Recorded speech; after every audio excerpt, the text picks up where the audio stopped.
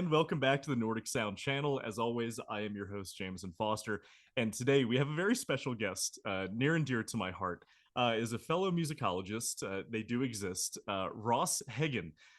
This is going to be interesting to me because not only has Ross just written a book with Mathias Nordvig, Ancestral North, that we'll be talking about today, which is a musicological look at this pagan heathen music scene that we talk about here on the channel.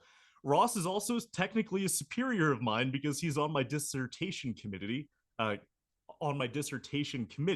and therefore he has the ability to destroy me if he were to so wish. So, Ross, how are you doing today? I'm doing pretty good, man. It's kind of wet here, but it's like being outside. You know, as a musicologist, I get to have summer breaks, so here I am. It's definitely Just one of the best perks. yeah. It's this summer of Ross, as they say. But yeah, and it is honestly really fun for me to come on this podcast. I think I told you that I've actually found it to be a really good resource. I think you're doing some really good work with this here, and I say this as both like just being on your dissertation committee, but also which read the things I sent you. Oh, I do. But but also just that as a fellow like academic and musicologist that you're putting together something here that I think is really valuable, Well, and thank you, man. and in a lot of ways. And also I really do respect your sort of commitment to public musicology, which is something that I've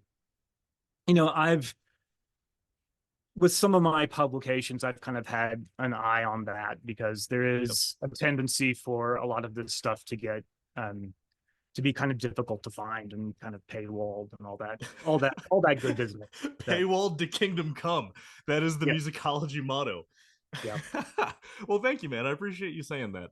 And in case anyone's watching and you're thinking, hey, that guy looks familiar, Ross and I actually met a few times before we became professionally entangled. Ross, you are also quite a metalhead yourself. You're not just a dork. You have been to Fire in the Mountains twice, I believe. You were yeah. also at Cascadian Midsummer last year, and you were at Midgar's Bloat this year, that was so much fun to actually get to hang with you over in Norway. So you are quite an insider in the scene, if we can use musicology terms. And I want to use that as a segue to sort of talk about your backgrounds, Sure. either as a musicologist or as a musician, or if they're one and the same. Because you are yourself in a pretty dope death metal band, Monstrology. Right. So wherever you want to start with sort of like your journey from being a musician into musicology, however you want to take that, I would just love to hear how you sort of got bit by the musicology bug. Sure. Yeah, I can. Like I say that as an in, I might challenge my characterization as an insider because I feel like Go kind for it. of as an academic, you always kind of have, you're always kind of straddling a little bit, I Mhm. think. And, but, the important thing I think for musicology and ethnomusicology when you're studying like existing living people and living sort of music communities is you have to like acknowledge that your position is kind of uh, multiple in that. Mhm. Um, and but yeah, anyway, so I guess I got involved in like this kind of music scene and musicology a little bit. I mean, I would say maybe if you go back to like your sort of first encounter stories, Mhm.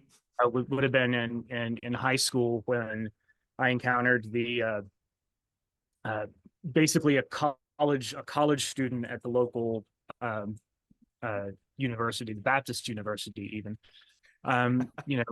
was sort of my entry into getting uh, Amorphos's Tales from the Thousand Lakes and my Dying Bride Turns to Swans and Samael's Ceremony of Opposites. And at the time, I was much more like I liked like college rock at the time, which I still like. Pixies, REM, like was huge into Nine Inch Nails. Yeah, yeah. And then this just kind of like the Amorphous record just kind of took the top of my head off. Mhm. And so then from there, when I was in college, I went to like a little liberal arts school. Like I wasn't a performance major. Like I was never musically skilled enough for that. And Hmm. so I determined that, because I was really interested in like sort of the world around music and like the history and, Hmm. and like, really geeking out on things like, and so I, then found that, sort of a musicological mentor, Neil Lerner, who's written a lot about like Aaron Copland and film music, Hmm. and was also, perfectly happy for me to write term papers about black metal, Hell yeah.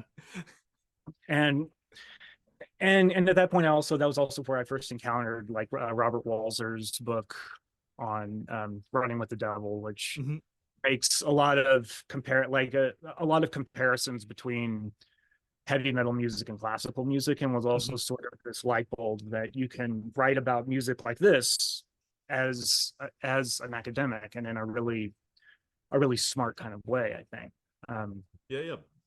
but then, I went to grad school at Colorado, where Oh yeah, I you're. should have mentioned that. By the way, By Ross the is way, also an alumni of my current not only yeah, university but program. So Ross has already been through the very ringer at the same exact place that I'm going through yes, right now. with So many of the same people. yeah, Yes, so Ross is also a CU buff. and so there I was able to, as a part of that work, to also kind of continue this interest in black metal. And my first articles and actually my master's thesis involved black metal, Hmm. and it Blaze in the was Northern Sky. Is that what you this was primarily wrote on for that, or was that a different? this was one where I wound up writing. It was in a book called Metal Rules the Globe. It came out like Hmm. I think 15 years ago. Okay. Was one of the first sort of metal academic books that tried to deal with like a global frame, and I wound up Hmm.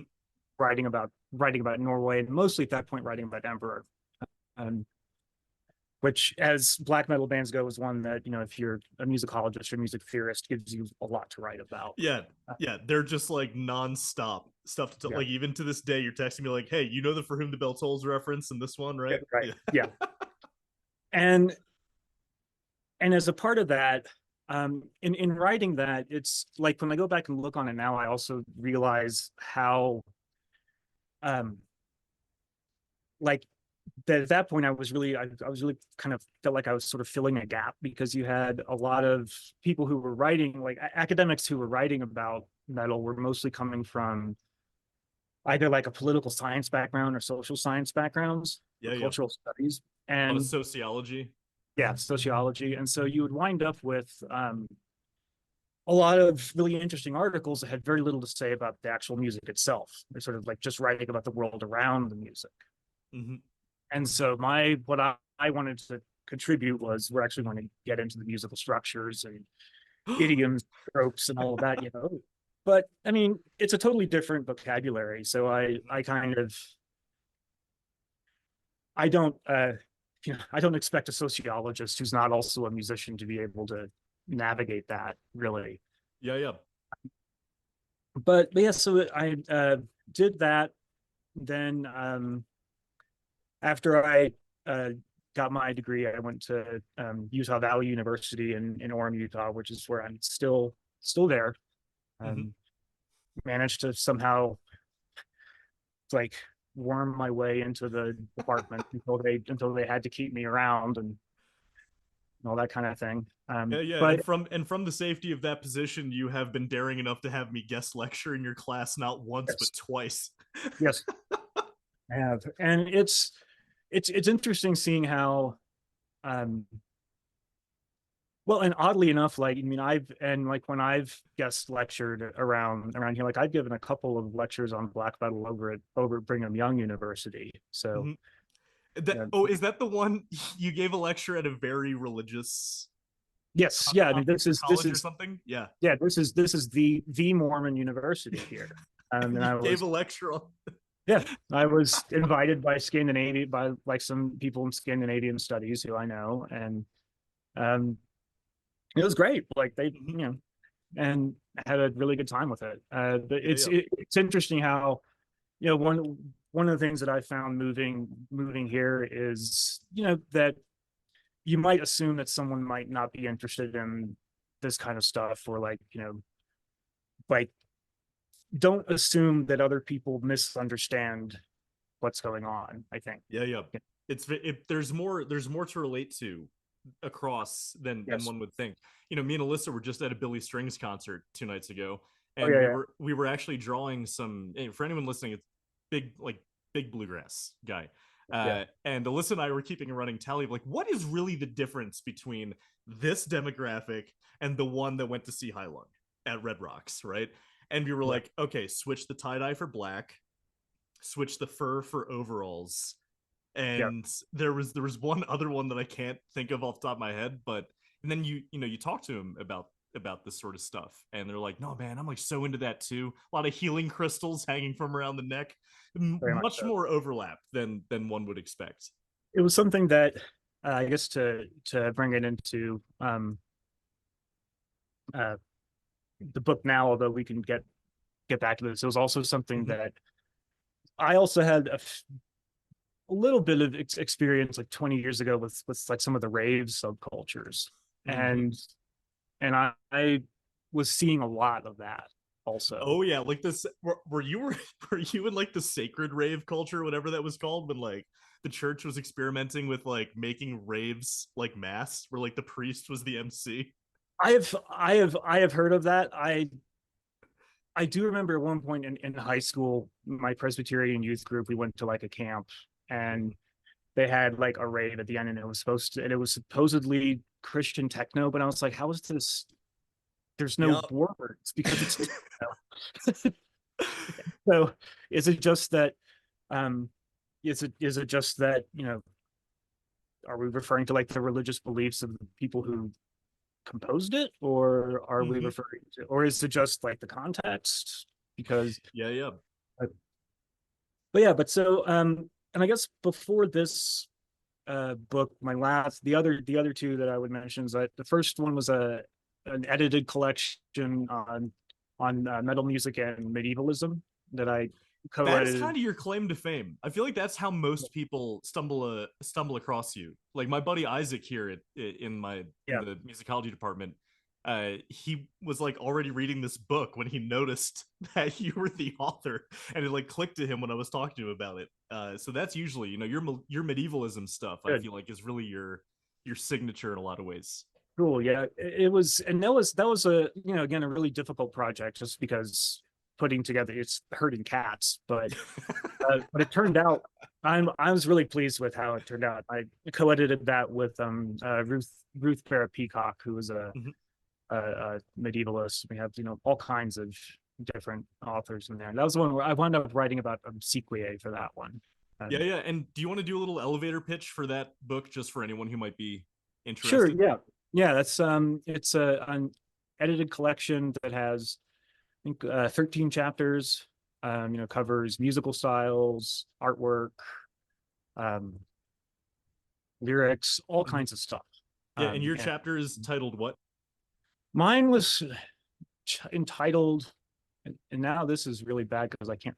Oh no, I didn't mean to put you on the spot. I'll link it down below because I just read it like a couple weeks ago for the dissertation stuff. So it's just good stuff. There's been a lot of writing since then. Yeah, but then right, yeah, but then I guess the elevator pitch would be like, if you're interested in music and you're Yeah, interested in music that entangles itself with medieval stuff, right. then you would be very interested in what Ross has to say. And it was also really fun because I got, through a friend, I got in touch with Tanner Anderson, um, to kind of, because like the one thing about that was that Obsequiae somehow had like this, like it sounded medieval without relying on Mhm.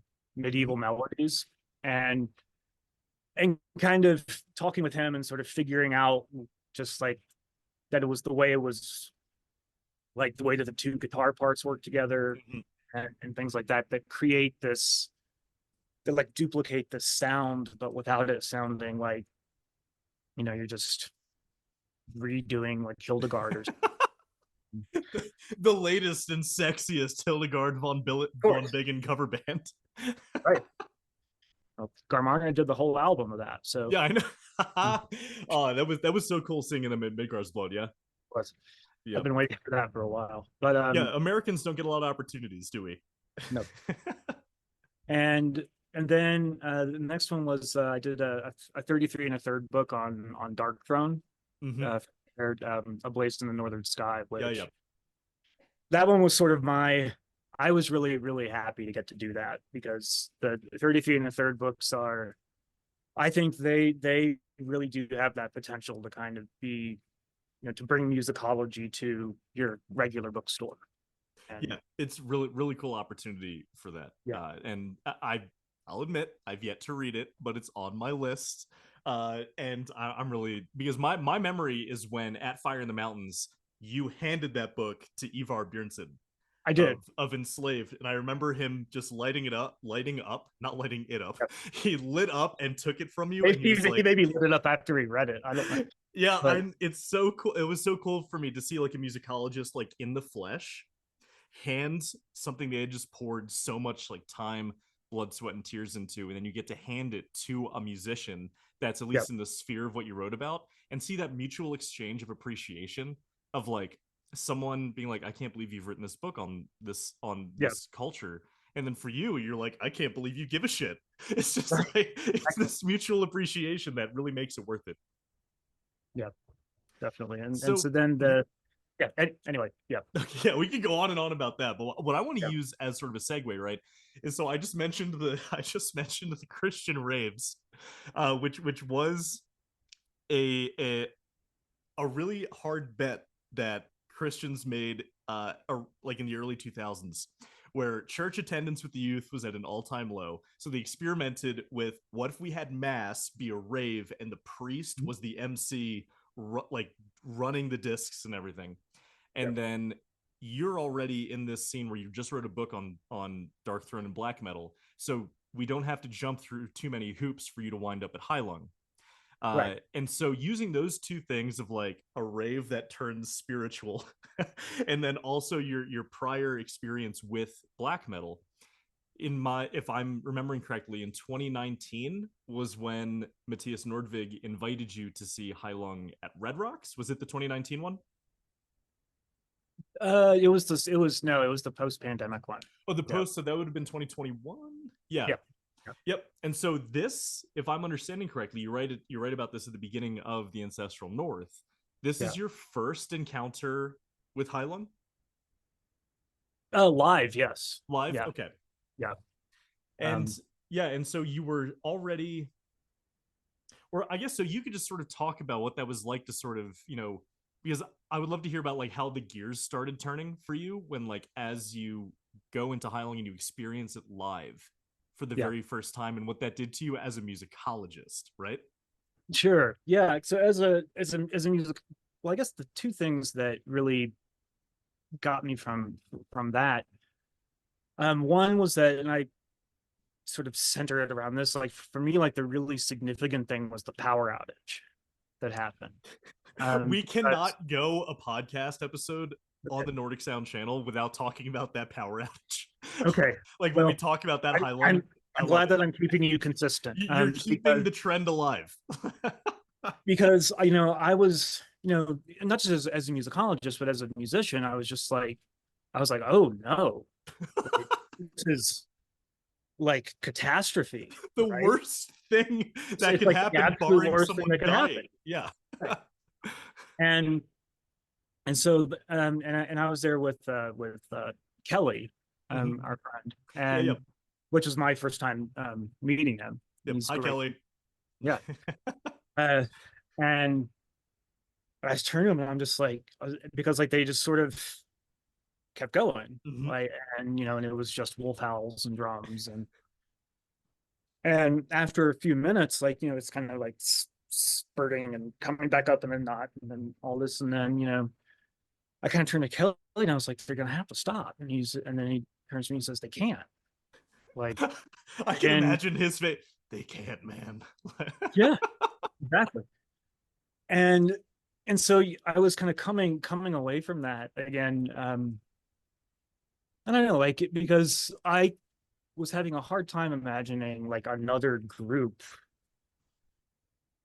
who that would happen to who wouldn't stop Yeah, yeah. and set like, all right, so we'll take it from the next song or take, let the Hmm. crew figure it out, right? Yeah, and not to sell them, not to sell them out, but like Wolves did that at Fire in the Mountains. They got into one of their new songs, that the one that has the walking bass line, which I should Oh remember yeah, yeah, that yeah, name, yeah, but they had to stop and start over. yeah. And that was a very minor mistake where the bass got slightly off. But yeah, Which is, your point is well taken. yeah. I mean, and which is, every musician knows that sometimes shit happens and you Yep. start over and get it right. Mm-hmm. Exactly. Lord Uh, knows I have. yeah, and so thinking on it from that, but then I started thinking about all these years of seeing like black metal bands with big theatrical kinds of things where like I know that there's something behind it, but sometimes it is just theater, and Mm-hmm. that's, I mean, not just theater to say that Yeah, it's yeah. meaningless, but Mm-hmm. that, and these were things that like I knew about the neopagan spirituality Mm-hmm. side of everything, and but it was this sort of interesting moment, like thinking back on that, because I will say that sort of the spark for this entire book, really, that when I started talking with Matthias about it, was that there had been a point where I can't remember how this popped into my head, but that's how those things happen sometimes. Um, but I'd been talking with some people about, or digging around, because like when you mentioned like Christian rave music, like I grew up in the Bible Belt, so I was pretty well acquainted with in the 1990s, like this whole like sort of Christian alternative Yeah. where like there was this one band called DC Talk that did like a rap album, and then they became sort of more like a like kind of like, I don't know, like a Nirvana-ish kind of thing. But it was always that that you had like the Christian alternative to whatever the secular musical style of the moment was, Mm-hmm. which of course also extended to black metal and death metal as well. Mm-hmm. Yep. Um, and here's my plug for the band Horde, which is just excellent. Um, And but this talking about this stuff always just makes me think of like the South Park Faith Plus One, like the episode yes, where yeah, Cartman yeah, started the Christian rock band. He was like, take the exactly. love songs and just replace Baby and Honey with Jesus. Right. He got a Myrrh album. That's exactly what Ray Charles did in the 60s. Beautiful. And so I had, having after having moved to Utah, I was kind of asking myself, I was like, because I was, well acquainted with like evangelical metal, but I was Mhm. like, I started asking myself, is there Mormon metal? Mhm. And as far as I could tell, like, no, not in the same way. Mhm. Just because there's not like a praise band kind of like rock band tradition in this particular church. Um, but so then like I was thinking of that, and then I was like, wait a minute, is there also true music in the same way that there's this? Mhm. Um, because regardless of like the music like Barjuno and Highlung and all this various black metal stuff seems to be very intertwined with that, Mhm. with those kinds of spiritualities. But I was then just sort of asked myself, and then like very quickly texted Matthias. I was like, does this music work for that community in a similar way? And then we started talking about that, and then pretty soon I was like, I think this is the next book, that because it seems like there's a real gap here, again, There's in terms of taking the music Mhm. seriously and putting that kind of forward. That's really interesting when you put it like you put the actual like genesis of the book into that frame where it's like, well, there's Christian rock. Yeah, Is there also true rock? That's like such a musicologist like path to take with it. Like yeah, to start with something that one would assume is like completely unrelated, but when you really think about it, like the actual skeleton of what how you put that, what it's doing for the people listening to it, it's like a no-brainer. Like, of course they're related. Yeah. And you know, and it's like, I mean, as a musicologist yourself, you know that sometimes our brains, it's like the Pepe Sylvia meme from It's Always like, they're like everything everything is connected. Yeah, um that's whenever someone asks me an innocent question at a music festival, I literally get that whiteboard out. and so, and you know, sometimes it is something that I can say, but when you're writing is not always an asset, but it's also, it also, you know, every now and then something kind of interesting comes out of it. Awesome. And this is definitely something that, like, because if unless I really need a lot more reading in this, right? Like, I feel like this is the first like formal put together book written on this sort of stuff. Because most of the time I sort of have to patchwork other things into my work. Like, you were mentioning you were mentioning earlier that a lot of this stuff comes from not musicology in Yeah. these types of communities. One of the most important books I read was actually also from a CU alumni, but in sociology, and he wrote a whole book on bluegrass festivals. And a lot of it was on the same things of like escaping to create like a safe space of sorts for Yeah. people who envision a particular way of living to come together and just escape into that. Um, that was a sociologist who ended up doing that for bluegrass. And so I took a lot of that, and I see a lot of that happen at things like Fire in the Mountains, Midgard's Blood, especially Cascadian Midsummer, where you disappear into the woods. Um, so yeah, you have to adapt like all those different sort of patchwork of other disciplines into it. And so that's why I think this book is like the reason I really wanted to have you on to talk about this is because if anyone wants to learn more about this thing from like an academic perspective, from not only that but people who are, if I can say, sympathetic to it, not so quick to like finger wag or be like, this is what's wrong with it, as musicologists tend to do. Like, the Right. book is written from a more sympathetic standpoint, if I can avoid using insider again. Yeah. So with that said, so you've walked us through the genesis of the book, like how this book came to being. So from there, what were some things that you really set out?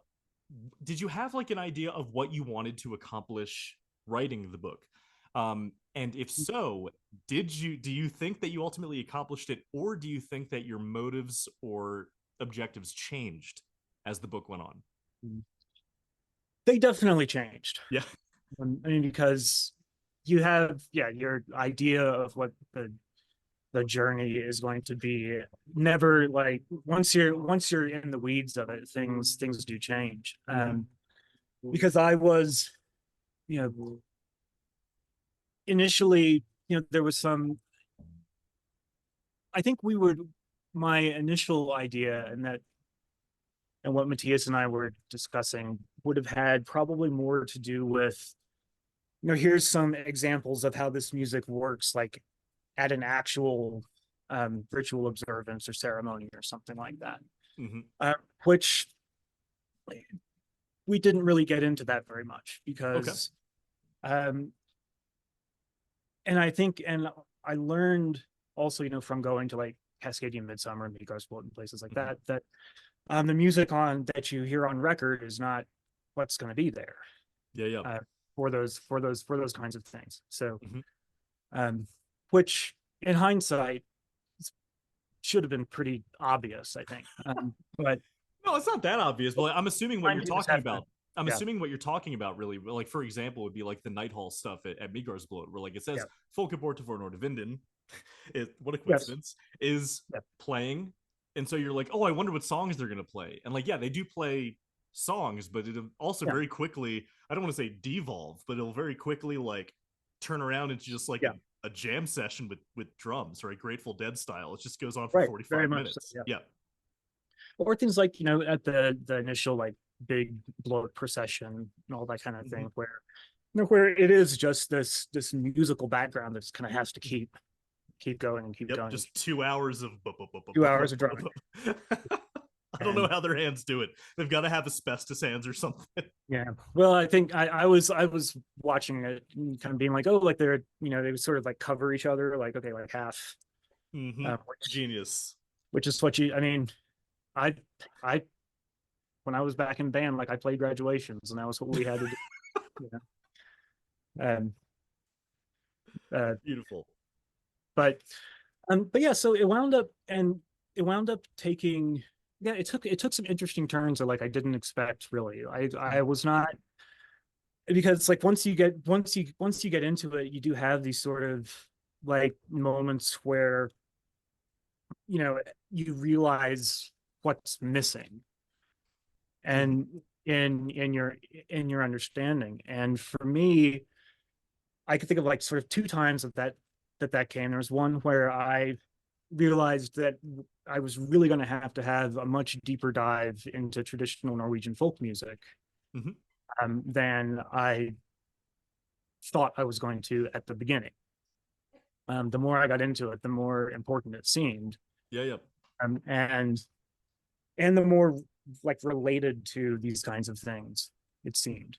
Um, and which, well, I mean, you know this with your troll magic paper Yeah. and all these that once I sort of realized how intertwined all of that is, Mhm. uh, was something that I wasn't initially having on my radar. And then the other was really having to do a much deeper dive into Sami music. Um, Yeah, because I think the last time this actually came, I don't even know if this has come up in any of the interviews, but I know that it comes up whenever I'm talking to these musicians, like, off the record, I guess. yeah, Would be like, I was asking, like, what are the biggest albums that influenced you? yeah, And the most consistent one is Mariboina's Gula Gula. And yeah. like everyone, like not one person doesn't mention that, right?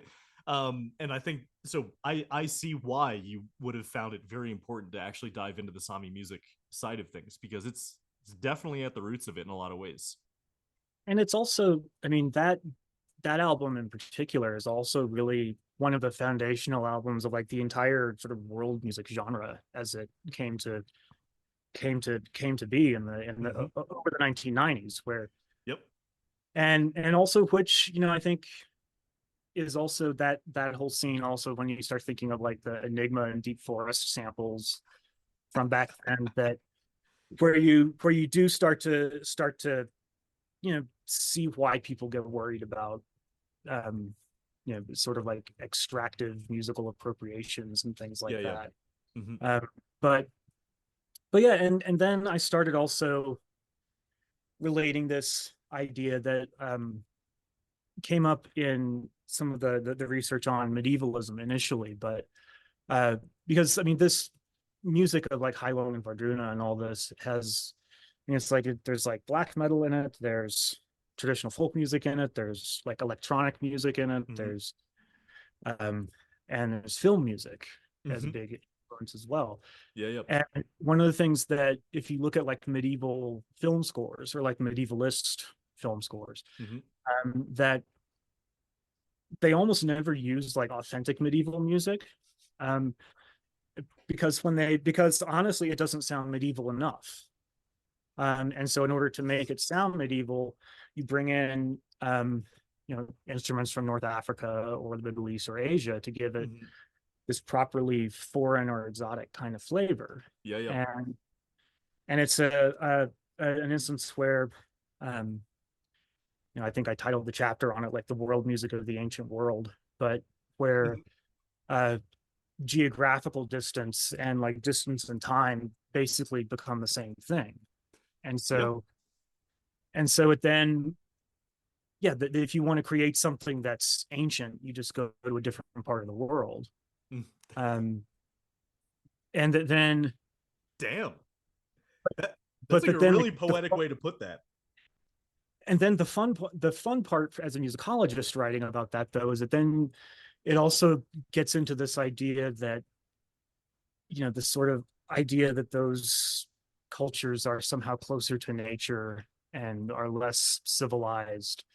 Mm-hmm. Um, and so that's where it gets fun to write about. Yeah, you get tangled up in a whole lot Yeah. of crap that I am Um, so excited to get tangled up in myself, in an official capacity. But yeah, I mean, like, there's just so much in there that is just like you hit the nail on the head. And I think one of the best. I cannot remember if I read this specifically from your book or from something else, but where like throat singing is the yeah, ultimate otherness, it right, is. or something like that. And it's funny because that's one of those things where throat singing, you could actually sort of approach it from so many different ways, right? There is the more cynical way to approach it, which is that, oh, it's promoting primitivism and these colonial ideologies that you mentioned of like Right. closer to nature. But then again, I don't know if it was like this for you, but you go into music college and everyone's like, dude, if you heard of throat singing, we've got to try doing it. And it's just like one of the first, it's also one of the gateway drugs to just being a total dork with music. So you Yeah. have those two different ways you can approach it from.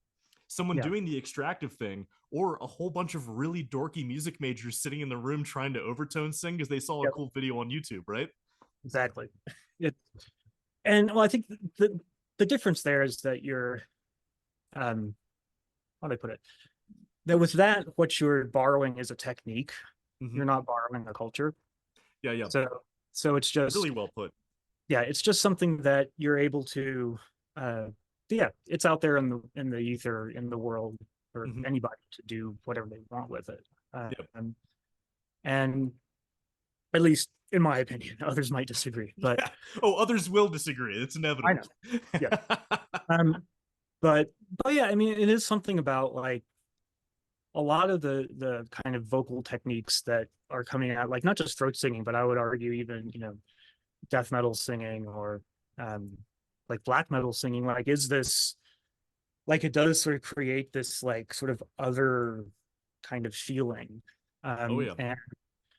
And also I think embodies this um sense that like the singer is no longer it feels like they're no longer necessarily singing as themselves in a way that you sort of are Yep. entering into like a really sort of slightly altered space.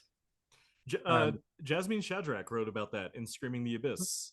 Yeah, yeah. That was a really, I mean, that was one of that book was one of the first books oh that yeah, really made me start to like think more deliberately about like what that vocal style was doing.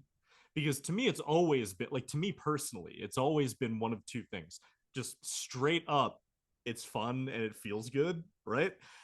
yeah, Or the other one where it's like, if you watch, I know, okay, talking to you, Metallica is inevitably going to come up. If you watch like the one that's at the front of my head because I'm a bassist, you're a bassist too, right? So the Cliff Burton's legendary solo opening up For Whom the Bell Tolls that's on YouTube yeah, from Day on the Green, right? If you actually get past that bass solo, which very few people do because like, holy shit, my mind just explodes, and you actually, right, James Hetfield is screaming in yeah, 1983, 1980, no, 1984, one of those, just because the amplifiers aren't loud enough, right? And so there's that very utility side of it too, where he's screaming both because he's amped up and because, well, and also because literally those amplifiers are not doing enough, right? But would anyone point to that and be like, look, James Hetfield invented screaming here, right? It's so interesting to look at, especially when people start to look for like, oh, what was the first one?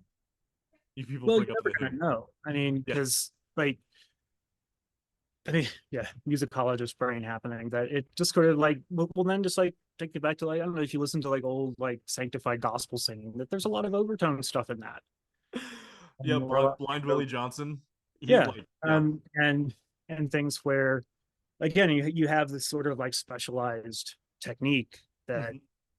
has some utility, like has some utility because it does sort of make that voice sort of stand out and project in a way that it Mm-hmm. might not otherwise, or even like I was talking with one of my students that just graduated as a tenor that you know talk about how like even with operatic singing there's like a particular, I can't remember the word for it, it's some Italian word, but like where you find like this exact like little like resonant spot, Mm-hmm. and that's what gives you the projection.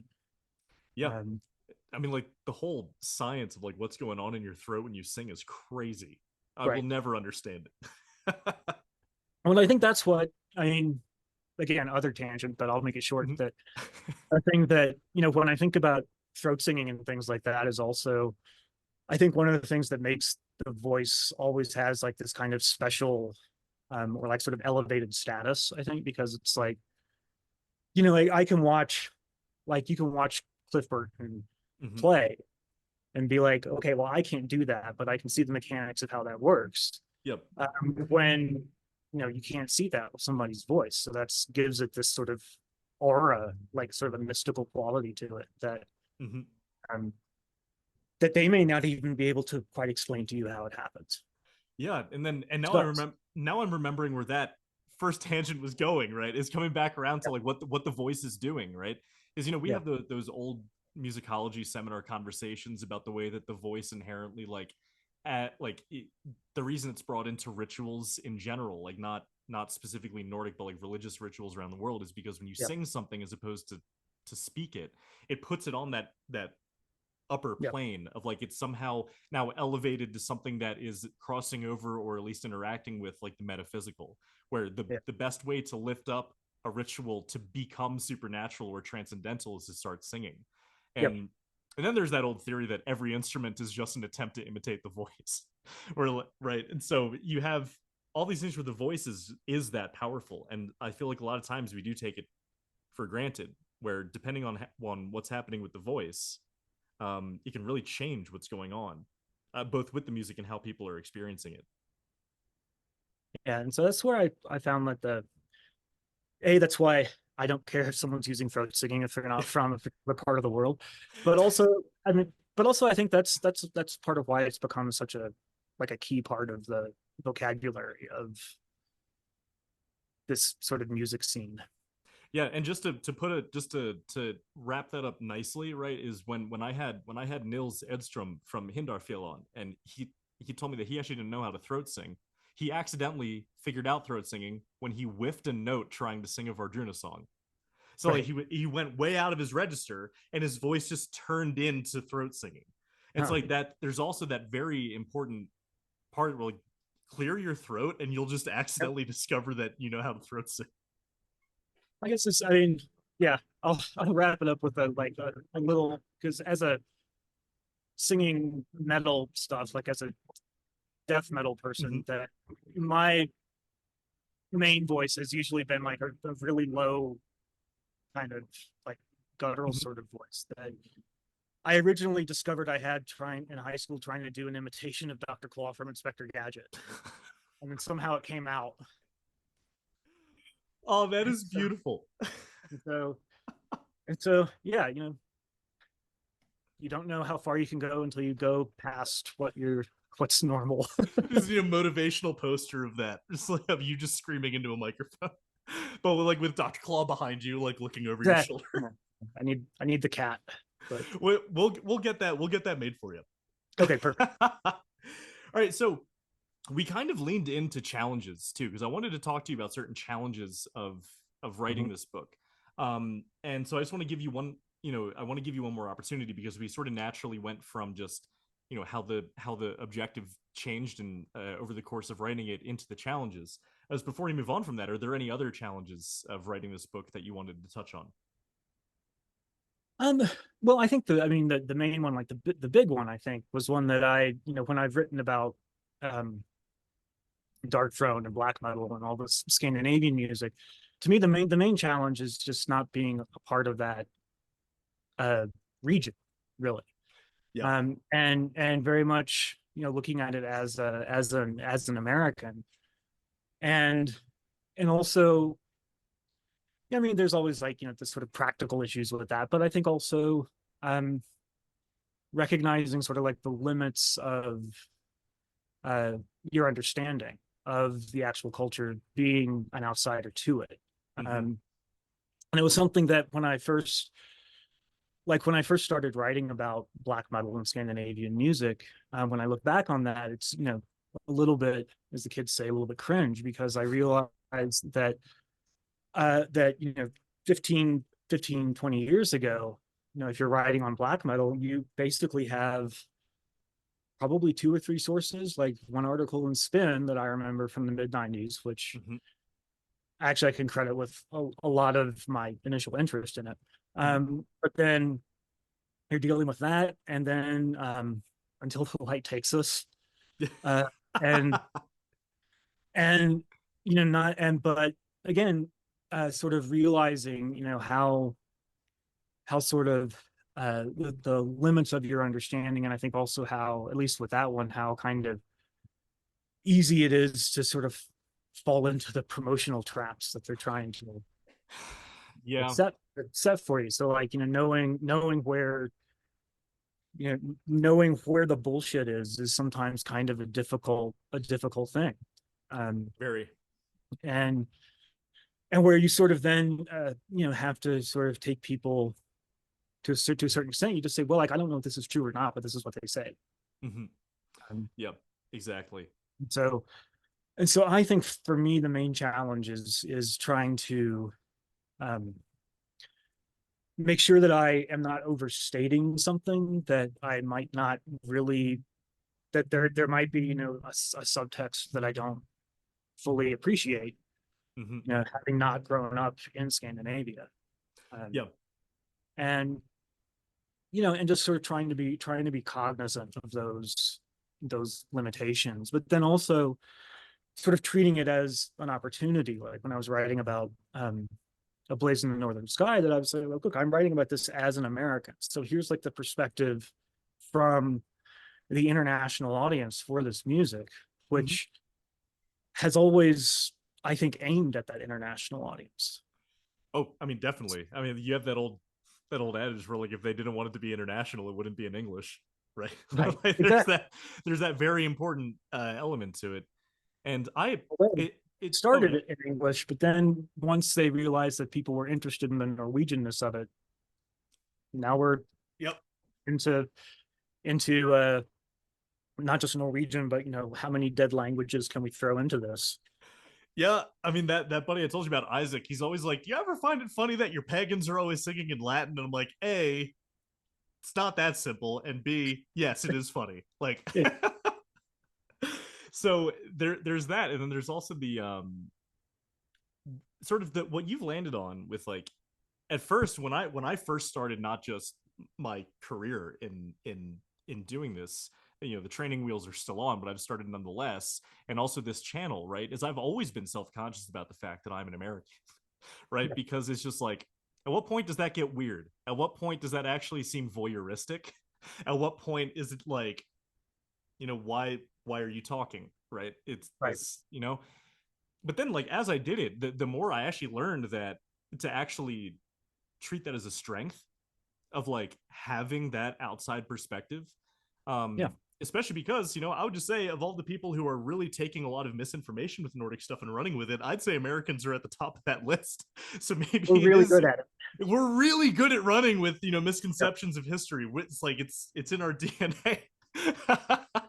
So I have also learned to sort of lean into that as a strength, where it's just like Yep. from the very first interview, even though it was with a traditional musician, Alakar from Dreamer's Circus, he was like, no, it's like really interesting to hear an American perspective on traditional Scandinavian music.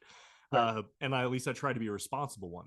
So I find it interesting that you've landed sort of at that same place where you might start with it being an insecurity or sort of like is this okay? And you end up at it being like, A, of course it's okay. And B, I think that's actually what makes what I have to say at least valid or at least significant from like just an outside perspective, right? Yep. Cool. And just, but at the same time, don't confuse me with a native Norwegian. Yeah. Uh, Oh, dude, people assume all the time because of my beard and my bald head. They're like, dude, are you Nordic? I'm like, no, no, not at all. I have the last name for it, although we mispronounce it. But That is true. That is true. every time, I go to Norway, the like the customs and passport people give me a little bit of shit over it. But Oh, that is beautiful. Yeah, no one's confusing Foster for a Norwegian name. It's just not happening. Um, and then people just also assume I'm Irish just because of the Jameson. It's like that's not how naming yeah, conventions in Ireland work. Like, oh, beautiful. So those are the challenges. What sort of learning opportunities did you take away from this in covering? Well, actually, I will say one more challenge because I want to use this challenge as also a learning opportunity because this is something I run into all the time. It's kind of different doing scholarship research on people who are not only still around but still working or still making the music that we're talking about. Did that yeah. how it if at all did that factor into you writing this, because that's a whole different ball game than someone writing about Mozart. It's like, who cares what Mozart thinks? He's dead. But like, if you're writing about these working musicians, that gets a little trickier. It is. And there's also um you know Matthias and I had several discussions over the took us about 3 years to get this finished, that Mhm.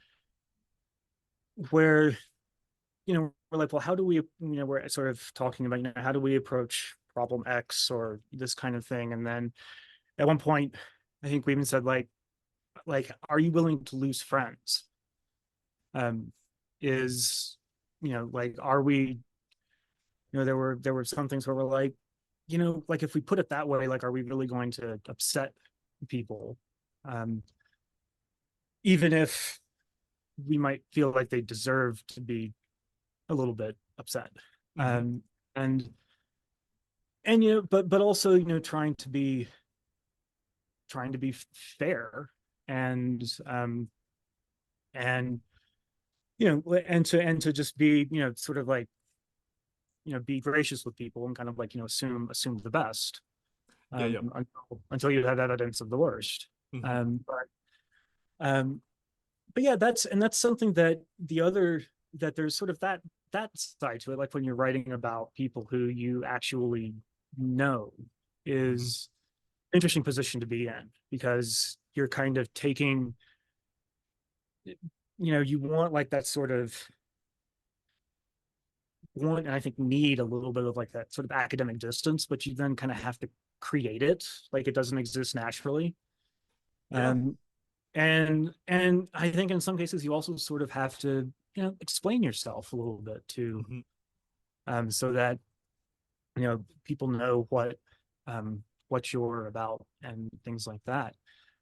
It's also, the other challenge with it is that by the time you're finished with it, and things are out, it might be totally different. That um we always talk about that. We're like, you'll publish a paper, and then like 6 months later, you're like, I disagree with half of what I published. Like, right. is that sort of what you're getting at too, or is A that like, little bit, but yeah? it's also that you're that things move on Mm-hmm. while you're in progress. Yeah. And so, well, I guess one example is, this is an older article, but probably I think this came out about 12 years ago, but I did a little article about music fan fiction, that was Okay. mostly dealing with My Chemical Romance and Panic at the Disco and kind of that scene around that time. Mm-hmm. And it was you know all on a live journal, and it was actually, some of it was quite, there were actually some really skilled writers. um Yeah. but um but by the time that was available, like that whole sort of scene around it had just collapsed, like it didn't really exist anymore. that's that's and true. so, and so because I think bands broke up or went on hiatus, and it's just and then the scene around that fan fiction kind of just went away. And so it's and so now you have this, I have this article, it's well, you kind of have to take my word for it at this point. It's not there. um but also, I mean, when we came back from um Migar's blow, that we were just kind of, that there was the whole Instagram dust up around Black Braid and all that Yeah, kind of yeah. thing, Mm-hmm. which we come back from that and just being okay, so now the last chapter is totally different. and and we can't not sort of deal with de- deal with that. And it was, but also then just being do we really want to step in this? Who knows what it's going to be like? Mm-hmm. uh and I mean, it seems like cooler heads prevailed in the months since, but Yeah, yeah. I mean, I it's posted a also, video. I posted a video of seeing Black Braid with wolves. yeah. And I had people like, why are you going to see that shit? That I was like, we're gonna pretend we didn't love this band like 2 months Yeah. ago? Are you kidding me? Like, I'm gonna see them live if they're coming Well, around to Denver. They're dope. Yeah, yeah. eventually, I mean, yeah, it's, you get a little bit of perspective and Yeah, realize yeah. that tempest in the teapot, as they put it. And but it's also but yeah, it was also something that, by the time, when we're putting this out, like, because these musicians are all, writing new music and doing new stuff and all, and so by the time an academic book like this comes out, like, it's, you know we're already out of date in terms of what they're doing, which is just, I mean, Yep. it's the nature of it. But Yeah, it never stops. And that's sort of one of the things that I found valuable to myself, just doing this channel as a supplement to the work, where like I do have like that in the moment stuff going on, and I getting myself tangled in those weeds is actually really helpful for me in a lot of ways. But the other the other thing is just like a last comment on that is just like it is really difficult writing about people who not only are still active but who you love, right? yes, Like yeah, it's one of those things where like you would hope that when you're I dealt with this with that Viking music video I just did a couple weeks ago, um like because that the other guy Faraji did that video like a few months ago, and I was seeing like real time responses from some prime musicians responding not so positively to that video, and that's what made me realize like holy shit they're watching. I didn't think they were watching, and like that's a whole element where like you would hope like just by nature of talking about it in the way that you and I do, we would hope they would go without saying we love this stuff. Well, like we have yeah, a great yeah. appreciation for it, but not to a point where like we won't talk about things that need talking about if the need arises, because that is kind of our not so noble job as musicologists, is someone's got to talk about it, right? That's what separates us from journalists in a lot of ways. We're like we're not just promoting it, to use your words earlier. We're sometimes like, oh, why do I have to talk about this? And I look at the musicology name tag and I'm like, damn it, why did I pick that one? and and and and I think you're right that that is something that, we've had discussions about this with some of the other folks, like, writing and metal and Mhm. and things like that, where, you have, oh, by the way, I this is callback. I'm really glad that you brought up Jasmine Shadrach. She's awesome. Oh yeah, But love the book. I had my misgivings with it my first read, but I reread it a second time and I was like, yeah, who gives a shit about that first concern I had? yeah, I've known her for a while. She's excellent. Yeah, But she's great. there's a sense sometimes with academics in that world where, I think you put it to me, where you're like, I don't think these people really like metal. Um, Don't. I still don't. and I don't. and it was something where I was like, I yeah, I don't know. But in some cases, there is a sense where, that the thing that is put up front is like that there's some problem that your academic article is going to solve. Mhm. Uh, it's not. But also, there's a point where, um, you do have to. I mean, this is. I'll go ahead and go with it, even though it sounds kind of Do it. cynical. Do it. There's a sense with, academics, and this is something that, you will encounter. I know if you haven't already, is that in some cases it's like, if you need to write the article or the term paper or the dissertation or something like that, it needs to be something that gives you enough to write about, and that gives you like a real, thing to focus on, regardless of how strongly you might feel about it. In some Mhm. cases, it might just be a thing where you're just like, well, I guess this is the thing that will finish the thing that gets me to the next step. Mhm. And in some cases, I do feel like there's a little bit of that going on. Yep. In terms of, I mean, there were things where, well, actually, I can't name names because I don't remember the name, but, where, where I've seen, a paper where it was it had to do with like network modeling, but it was like a really sort of scientific kind of sociological paper, Mhm. the demonstration of network modeling. But then the focus was on, are you familiar with Blaisberth Hall? You know, No. a bunch of shitty Russian neo-Nazi Okay. musicians.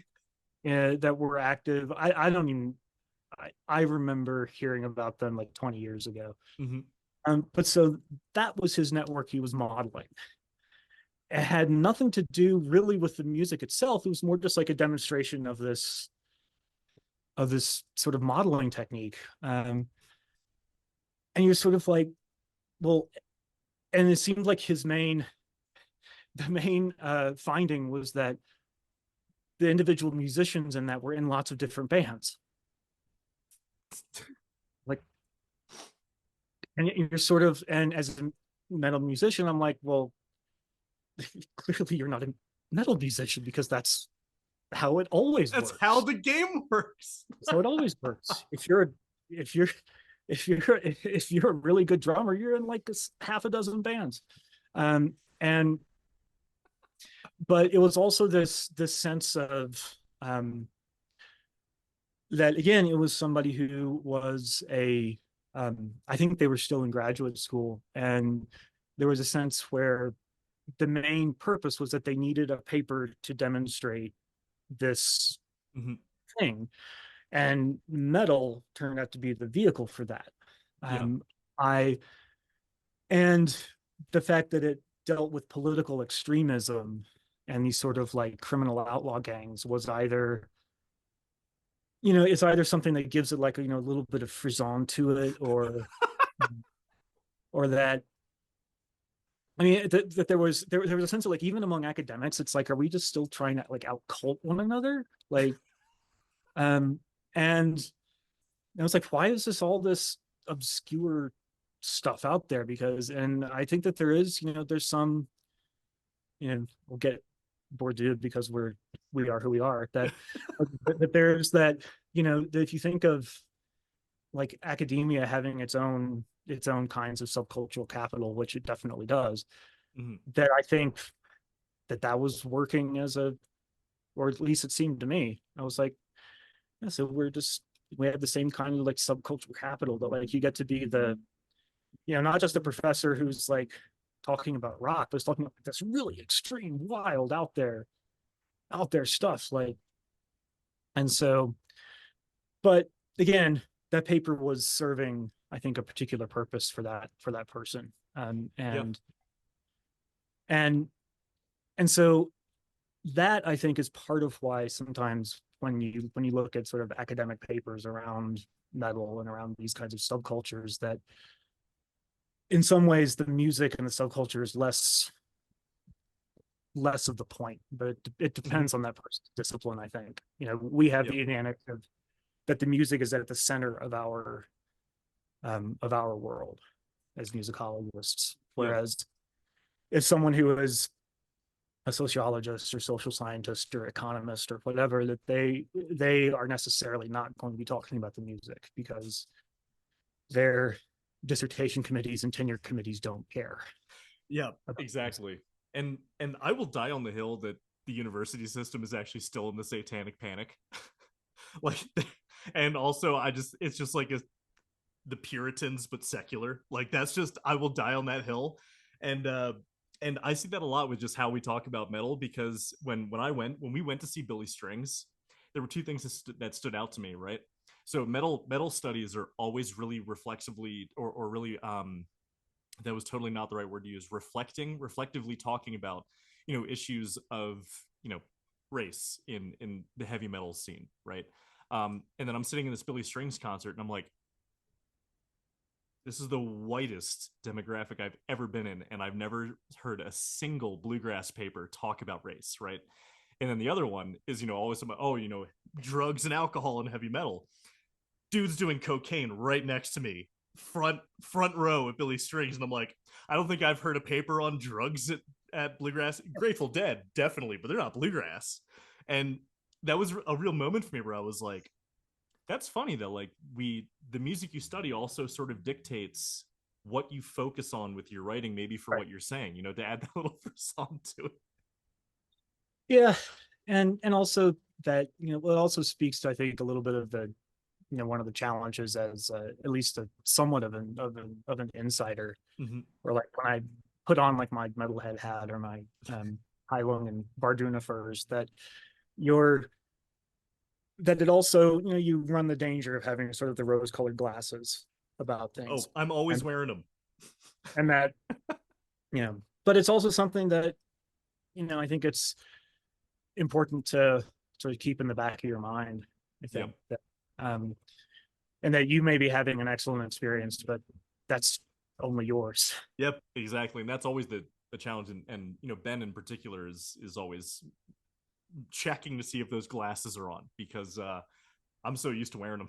Because I'm always, what you said, that what you said a few moments ago was like, you're always expecting the best until you have proof of the worst, is actually sometimes not how musicology wants you to operate. And I'm almost always, to a fault, like trying to like be devil's advocate or like look for the best. Um, just because it comes more, it's just how I am. But it does Yep. get me in musicological trouble more often than I'd like. But it's just like, gotta learn how to work with your own quirks. And if my quirk is that I'm too forgiving, I'll take that, among others. Well, and I suppose that there's always also that thing of like that you're not, that you have to prove your objectivity in some ways, which, Yeah. what, you know, yeah, sure. But I remember talking about this with Matthias, that, all of the generations of Christian scholars of Gregorian chant, like, I don't think anyone has ever questioned their objectivity about that music. Beautifully stated. Or Bach, or anybody like that. But yeah, it's it's something where no, I'm drawing a blank on what I want to say. But in any case, it's something where you can fix that in post, right? Take out all my I might, ums, pauses. might not. Um, but but yeah, you just have to, you know know what you're about. I think as a Mhm. scholar and as a music listener, that I think I do think that if there are, things that you see as less than ideal, that it's dishonest to not write about that. Yep. And don't necessarily think that you're going to like affect much change in it, but it's something that, although you might, who knows? That's, there's a very long tradition of ethnomusicology that is very much more like applied, and has this goal of, um, improving the circumstances of your subjects. Yep. Uh, Yeah, and that's all dependent on how much time you actually spend outside, right. which is always a challenge for our types. Yes.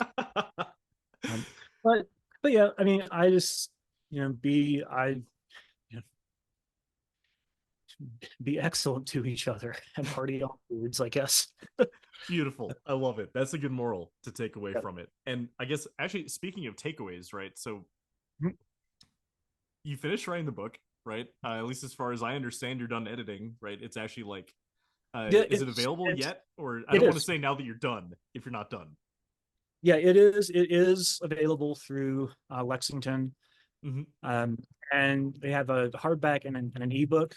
Mm-hmm. I do have, it is an academic press, so it's spendy. Yep. But there is a 30% off code that I'll give to you, and you can put in the description there. But Yeah, so uh, anyone listening or watching, you get 30% off this book. and This is the most corporate I've ever felt on the Nordic Sound yeah, channel. But I'm it's for a glad to good take you cause, so there. I'll take it. Glad to take you there. I'll get an extra quarter in royalties, uh, but I would say that also, if you are interested to read it, have your library order it, and Yep. whether it's a university library or a public library. That, for these kinds of books, that's, I feel like the best way to sort of get access to them. Yeah, Um, visit your library. They're good places. well, And yes. so when people pick up this book, right, and they read through it, I'm not asking you to tell people what to take from it, right? But at least for you personally only, or if you want to branch this out into how you want others to, I don't know how to word that without it seeming like you're trying to tell people what to think. But I guess what I'm trying to ask here in the most clumsy way possible is sort of like, what did you learn from this process of writing this book, particularly about this music scene? Did you have any particular takeaways from writing about this, as writing is itself a learning process? Yep. And then I guess if you want to also then piggyback off that with like, in your perfect world, if someone were to pick up this book without telling them what to learn from it, what would you like? You know, what is maybe the ideal outcome for you of people reading this book? Well, let's talk about you first and then Yep. branch out there. So in terms of what I learned from it, well, I learned there was honestly just like a heck of a lot of music that I was not familiar with It's initially. dude, it's like that. It's That like it's literally an iceberg. yeah, I've that learned that was, that firsthand. and that's that's a part of anything like this. That you think you know some things, and then you learn some new things that just tell you that just like confirm that there's a whole lot that you don't. Yep. And and so there was in terms of things I learned from it. I again learned a lot more about sami music and traditional music than I had previously. Um, Mhm. I mean, to the extent that I think I sort of like learned what I don't think I'd be overstating it to say that I kind of learned sort of like what sami music was to a Yeah, certain yeah. extent. Like I had heard it, um, but I didn't really know what I was listening to, if that Hmm. makes sense. Yeah, Um, definitely. And you and I actually share that experience because I still remember like when Katarina Buruk was announced for Midgard's Bloat, I lost my mind because I had like only just started listening to her with her new album that came out just before, and you and I were both crying like vulnerable yeah, children in that Gildeholland by the end of her yeah, performance.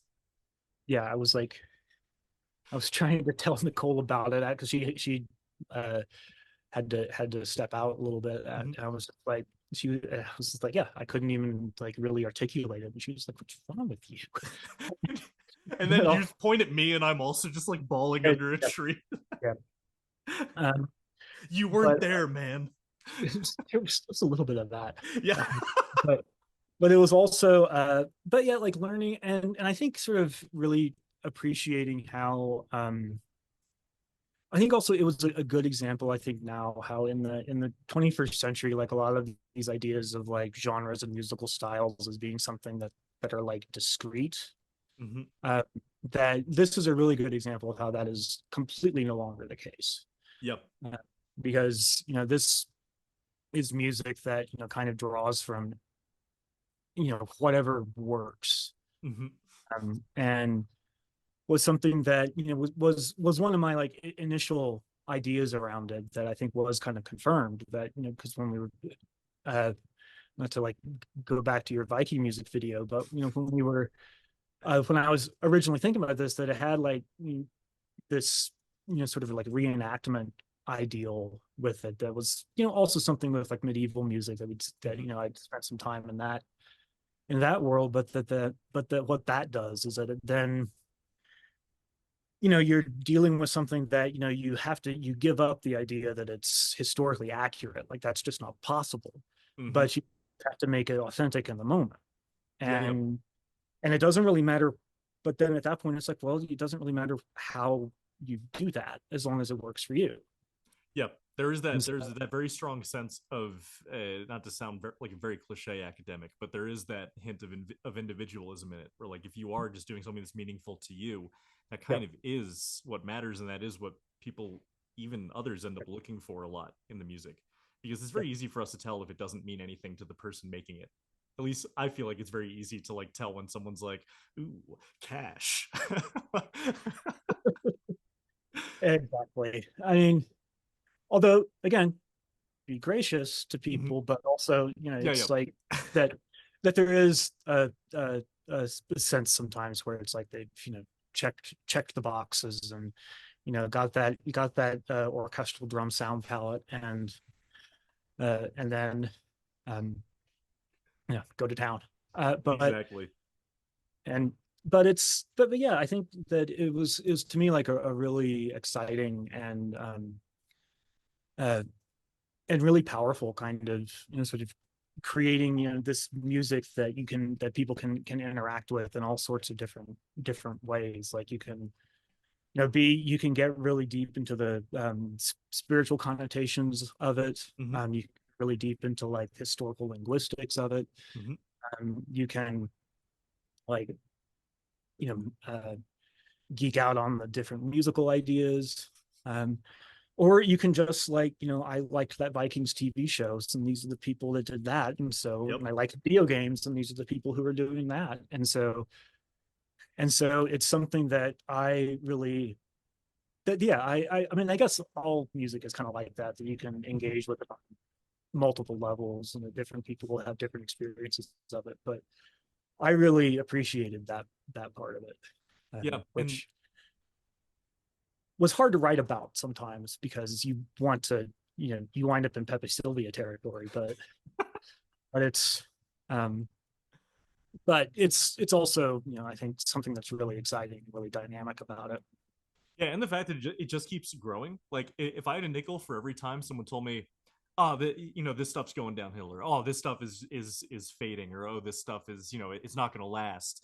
Every time someone says that, I feel like Einar Selvik gets an extra jolt of life, and he's like, "Oh, I got to Right. make another album." Every time someone says that, or Heilung, right? Because Yeah. like I've been doing this now for almost 4 years, and Mhm. at the beginning, people were like, "Hey, man, it already peaked." Then a year later, "Hey, man, it already peaked." Another year later, "Hey, man, it already peaked." It's like, did it? Or do people still, because it's a very dynamic, as you're mentioning with genres specifically, it's very dynamic in terms of like we just need to do what works, and if it works, then it works. There's nothing else really we have to concern ourselves with. And it is, you do get wrapped up in that. I've been I have been accused by well-meaning people of being a diet Unabomber, right? Because like there is that idea of like anti-modernism and like Yeah. Yeah. of yeah, that's why. Like, All and right. you were like, do I want to be on this? Like, because of that anti-modernism thing. And the thing is people always call that a phase two. But I think like judging from how this music is growing, and it's growing for specific reasons, like in a lot of ways it is a vehicle to look at how that sort of, if you don't want to call it anti-modernism, at least that escapist, like disenfranchised with modernism is like really Yeah. driving people to this music. And I think it cautions you, I think, also against like when some people say something is like escapist or fantasy, that there's always like a sort of implicit like insult behind that, Oh yeah. um, which is, I think, really does a disservice to the sort of power of that escape. Oh yeah. Whether it's, going to Cascadia Midsummer, or going to like Comic-Con, or going to Colonial Williamsburg. I mean, but My it's like childhood, I grew up in Baltimore County, that's where we went for vacations. uh, school trips and all that kind of thing. Yeah, but that, there's, I think it really discounts the sort of power and efficacy of that kind of thing. Like that. Mm-hmm. I mean, even just like, like taking a fishing trip is sort of like that. My language. But no, like what so I am an unapologetic dork. Okay. So like with fantasy and all of this. And so I've always been very like, I didn't go into literary studies, but in a Mhm. different life, if in a different life I would have. And I've read plenty of like, scholarly or like books or conference papers or stuff like on Tolkien alone. Yeah. And it's only just now starting to become obvious to people how much Tolkien did for the environmentalism movement in the 60s and 70s. Like how intermingled Lord of the Rings was with the counterculture, and like but you can go on from there. And there's this particular book called Fantasy and How It Works, which the name would probably make you roll your eyes. Like, I don't want to know how fantasy works, I just want to enjoy it. But he gets into a lot of that about how fantasy and like is fantasy and escapism are where our most important work takes place, depending on how you use escapism, right? So if you use escapism to disappear into the woods and maybe think, hey, isn't life nicer when we have less concerns, or maybe if we were to think differently about this, those ideas come from escapism. But Oh, yeah. most importantly, and this was his most important point, is all change has started with fantasy, because you have to imagine that Mhm. change taking place to believe in it. Like, Yeah. change doesn't come without imagination. It can't, because the fundamental activity requires you to think of something that doesn't exist. Yep. So your point is very well taken with me, that escapism and fantasy are not just, I use them in a positive way. When I say something's escapist, I'm using it as a compliment. I know historically that hasn't been the case, but the reason I do so is because fantasy and escapism are core components of change. Mhm. That's just how I see it. And that's where I see the power in this music doing social work, if I can put it in a really dry academic way. Well, I think it does. I mean, because there's a sense where, I feel like people who are down on escapism and fantasy are usually the ones who just want you to get back to work. Um, and Thank you. because and because yeah, you can't imagine an alternative without imagining. And so Exactly. it's and this is where, and also, it's also not, I don't think it's necessarily, you could even call it, well, I'm overstating, but Mhm. I'm not sure you could even necessarily consider it to be like anything that's like uniquely modern or uniquely Western or anything like that. That, Mhm. there's always something about the present day that stinks, no matter when or where you're living, and that you always want to imagine something different, Yeah, whether but this it's present has a credit score, okay? This present, so you know, yeah. So it's, I mean, it has its unique shittiness. it's got all. So just like going down the cereal aisle in a modern American market, is we have so many choices of shitty to choose from in in our days. So so And so, yeah, I yeah. guess to like bring it to like that, one takeaway that I think would sort of be that, if you want to look at this music and its scene, I'm looking at it from an academic standpoint, but I'm also, I do think that there's a lot of potential, for, just having that sort of like, sort of a different, and I would say probably better sense of sort of ethics of how to move through the world, is, uh, is potentially, I think, at work. Mhm. But you know, it might really only be at work for a weekend, as far as creating like this like temporary community. And I don't mean that as like an insult, but Mhm. there's a limit to what, things can do. But then, if you are involved in that, and then you come back to, the rest of your life with a kind of refreshed and slightly altered, in various ways, I suppose, um, uh, kind of mindset, that it is something that can, spark a, at the very least, can make, your life and experience, um, more meaningful and rich. Beautifully put, man. Because I just think there's something, and this is what I've just learned. What through my journey as someone who really wishes that things were different. Sort of, I feel like I've gone on hyperdrive that journey to like very quickly come back to like, you can only really do so much in your immediate area, right? Yeah. And that immediate area starts with those weekends, right?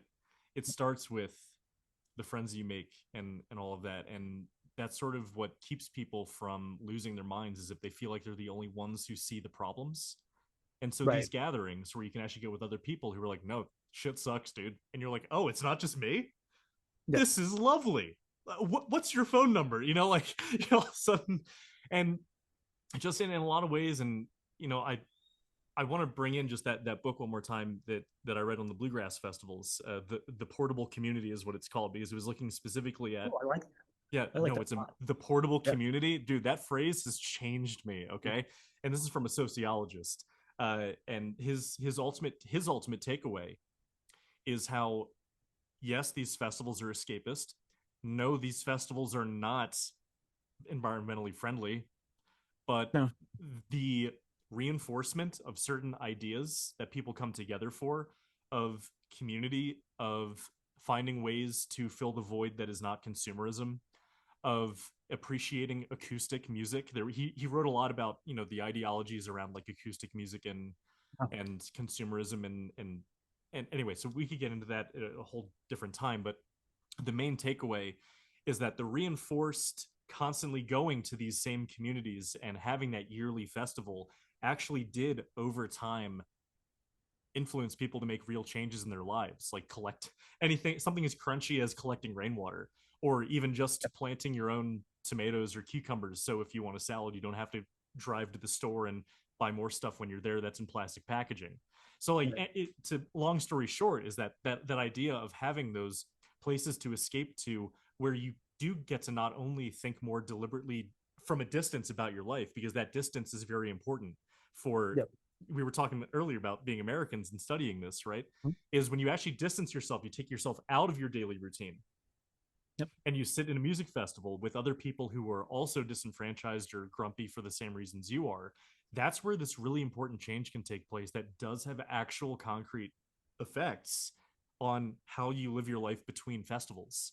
Um, and so, yeah, man, I think that especially knowing that that's one of the things that you really saw in this book. I read the last chapter, and it was clear to me that you had these sort of hopes and dreams that I hope, you know, we will all see come into being eventually. It's like, yeah. I just really want to say, you know, how much I appreciate all the blood, sweat, and tears you put into this book, and Oh, thank you. with that, you know, I think, do you have, you know, maybe a closing thought or something like that? I feel like I overran it just in actual classic Tolkien style, where your last closing thought was the nice closing thought, and then I rambled on with the Shire for a bit.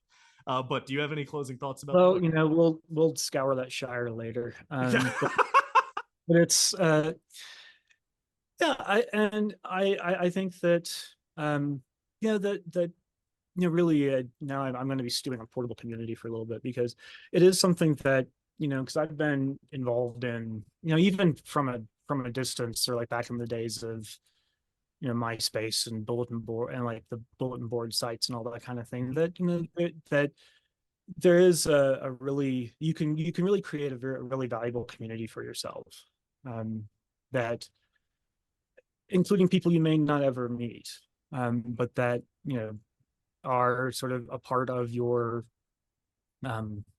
yeah, just like a part of your existence, um and and that, you know, even, and that, yeah, even if you're, you know, although I was about to say, even if you're like living somewhere like Utah, like, but then I also, you know, think back to the fact that like the first thing I did when I got here was I found metal people because I needed Salt them. Lake City's music um scene is on fire. It's yeah, insane.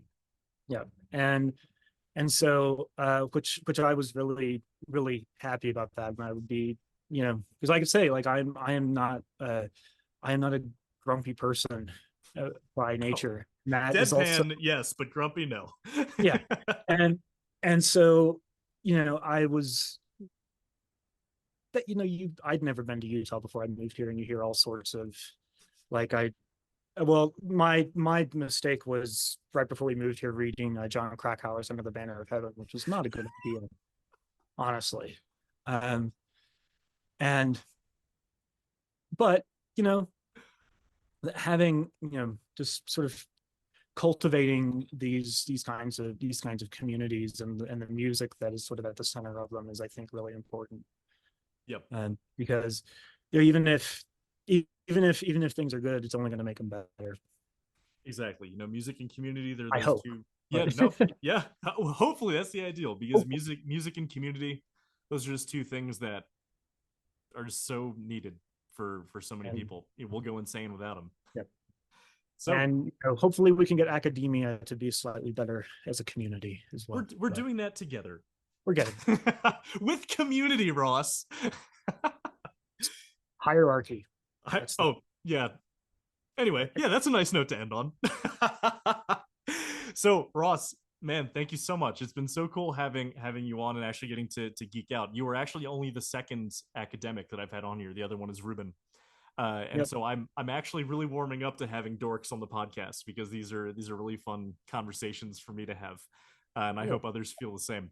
Uh, But Ross, it's been so awesome. Where so I guess first off, I'll just give you the opportunity to just state, book title, where can you find it, and then where Okay. can people find you or follow your work if they want to, if they've really been smitten by you.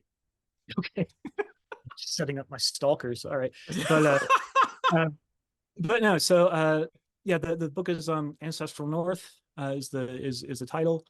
And you can find it at the publisher is Lexington. And I mean, you can also find it on Amazon or all those kinds of things. Um, as far as finding me, I mean, I'm at Utah Valley University. If you ever find yourself in Orem, Utah, or Provo, that's where I'm typically at. And uh, you can find silly death metal songs with the band Monstrology, and all that good stuff. But yeah, I hope I had a really good time talking with you. And I'm glad to have been on this for Yeah, sure. man, of course, anytime. And I promise once I get off this call, I'll get right to my reading list. Sound good? Please do. All right. All right, cool, man. Well, hang out after I stop the recording, and Okay. we'll chat a little bit. But yeah, it's been great to have you, Ross. Take care. Cheers. All right, now this stop recording button moves every time I open up Zoom.